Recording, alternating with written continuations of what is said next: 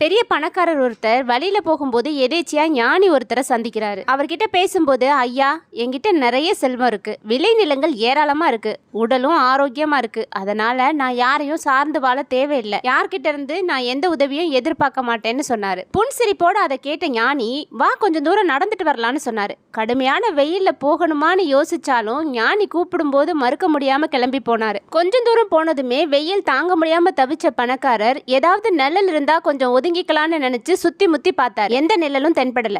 இப்போ ஞானி கேட்டாரு, என்ன தேடுற? நான் கொஞ்சம் இலைப்பாறை ஏதாவது நிழல் இருக்கான்னு பார்த்தேன். ஏன், ஓ நிழல் இருக்கே, அதுல நீ ஒதுங்கிக்கலாமே. சுவாமி, ஏன் நிழல்ல நான் எப்படி இலைப்பாற முடியும்?